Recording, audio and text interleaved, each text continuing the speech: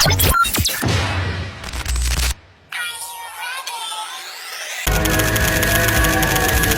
Kepala Dinas Pendidikan Jawa Timur Saiful Rahman kembali menjalani sidang kasus korupsi dan alokasi khusus Dinas Pendidikan Jatim pada tahun 2018. Pemirsa, Polresta Sleman, Yogyakarta menangkap 2 wanita yang diduga melakukan korupsi dana bantuan operasional sekolah. Para pelaku ini melakukan korupsi dari tahun 2016 sampai 2019. Temuan Indonesia Corruption Watch soal korupsi di dunia pendidikan bukanlah barang baru. Pendidikan adalah kunci masa depan. Tapi apa jadinya jika dana pendidikan itu malah diselewengkan? Halo semua, perkenalkan nama saya Rizka Patricia Kalia dengan NIM A241240449. Di sini saya akan membahas topik yang buat kita mikir, yaitu dana pendidikan yang dikorupsi. Bayangin, dana pendidikan yang untuk renovasi beasiswa, renovasi sekolah, fasilitas sekolah malah dikorupsi. Itu tidak akan berdampak hanya pada uang negara yang hilang, tapi akan berdampak pada kemajuan negara kita dan kedepannya. Salah satu contoh nyata yaitu kasus korupsi penyelewengan dana bantuan operasional sekolah, di mana ada beberapa pejabat yang menyalahgunakan, oknum-oknum pejabat yang menyalahgunakan bantuan tersebut untuk kepentingan mereka sendiri. Uang yang seharusnya untuk fasilitas belajar, untuk membayarkan guru-guru, itu malah disalahgunakan.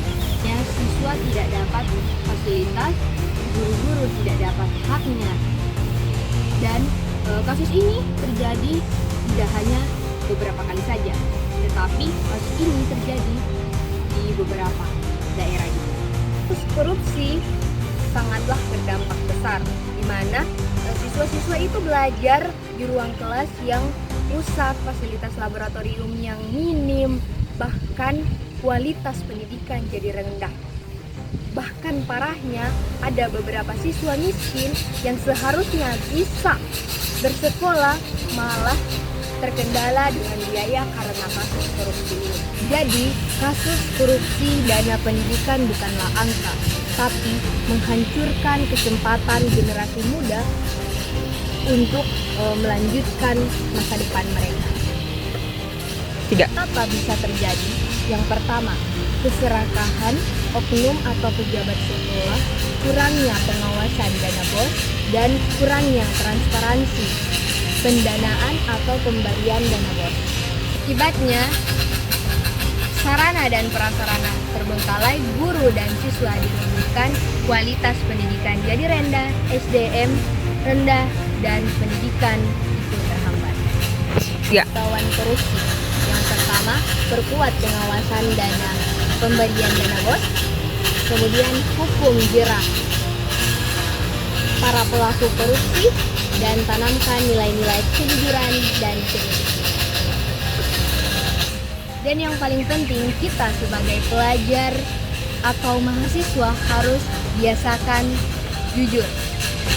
Jangan pernah memanipulasi data atau menyontek, karena itu awal dari mental korupsi. Korupsi dana pendidikan merampas hak kita untuk mencapai pendidikan yang jauh lebih baik.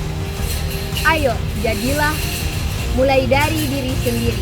Jadilah sebagai seorang pelajar yang jujur dan berani menolak berbagai bentuk kecurangan. Bersama kita bisa wujudkan pendidikan yang bersih dari korupsi. Terima kasih, saya Rizka Patricia Kalia, pamit undur diri. Wassalamualaikum warahmatullahi wabarakatuh. Bye-bye.